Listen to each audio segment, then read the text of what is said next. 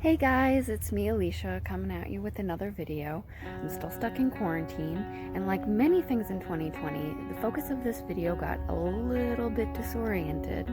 I was originally making you guys a lower back stretch and mobility for everyone that's stuck at home sitting more than we usually do, either with work or just from being at home. But as fate would have it, my lower back went out.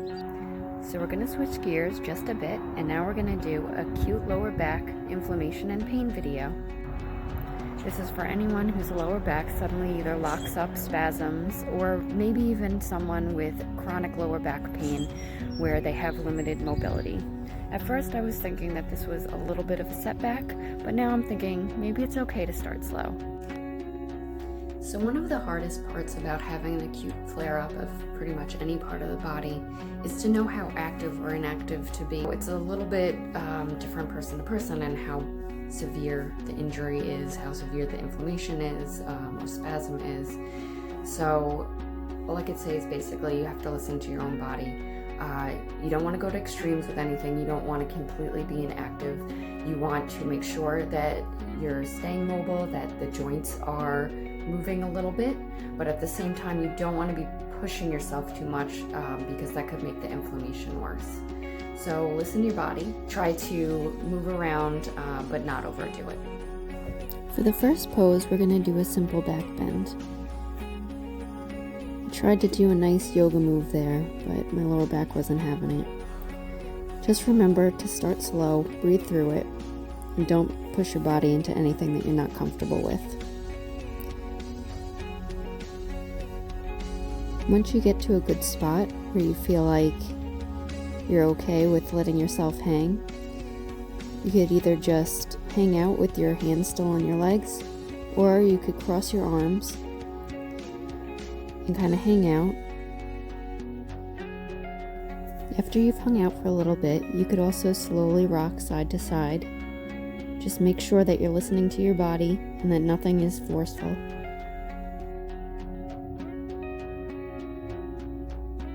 When you're ready to come out of this pose, just remember to come up slowly. Do not rush. The next pose is a simple cat-cow. Most people have at least some knowledge of this pose.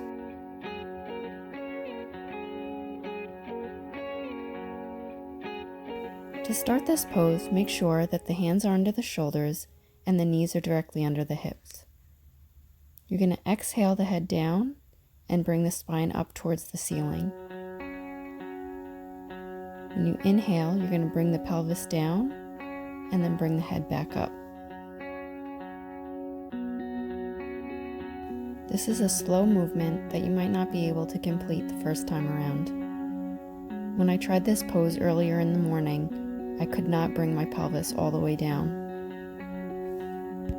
But as my back became a little looser throughout the day, I was able to get into the pose for this video.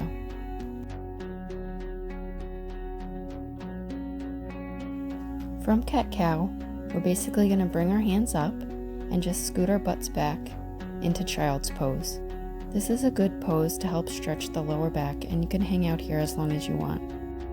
From here, if you'd like a little bit more of a side stretch, just bring one of the hands over and bring the other hand over to meet it. This will help to stretch the QL muscles in the lower back.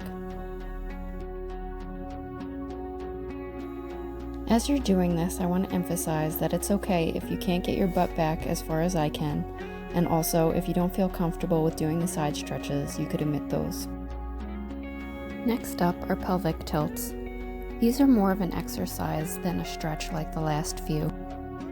The movement targets the abdominals as well as the supporting lower back muscles. See how I'm lifting my butt up off the floor? That should not be happening. The basic movement is to move the pelvis up towards the head while pushing the back into the floor, then moving the pelvis slightly down so that there's an arch in the back. I couldn't do this movement at all when my back had first gone out. Most likely I was subconsciously lifting my butt off the floor to take some of the pressure off of my back. Again, we should be listening to our bodies, and if this is at all uncomfortable, don't try it.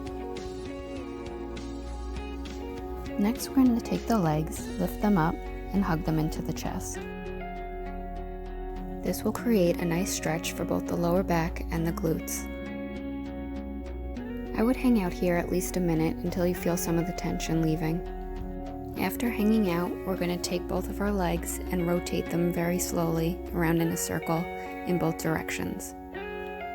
This is going to help open up the back joints a little bit more, as well as give you a nice little massage on the floor.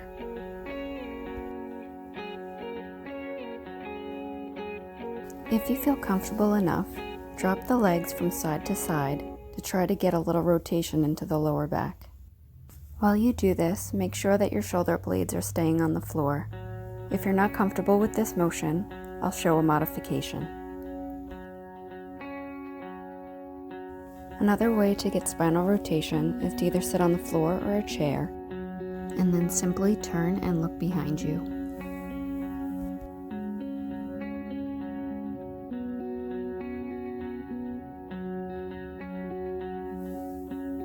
After we're done with our spinal rotations, we're going to drop a leg and only hug one leg into the chest.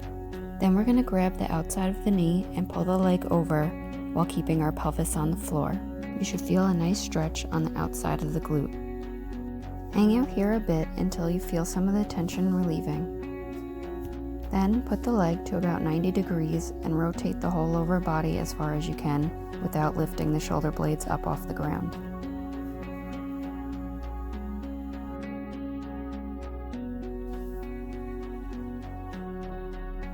Repeat the whole process on the other side. Next up are some single-legged hamstring stretches. Relax down into the pose, trying to keep the back straight.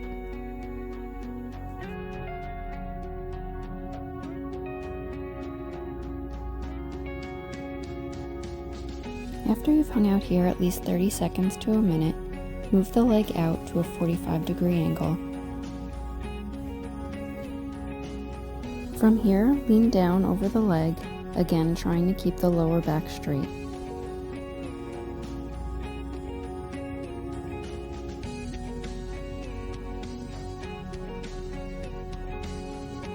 Make sure to repeat everything on the opposite side.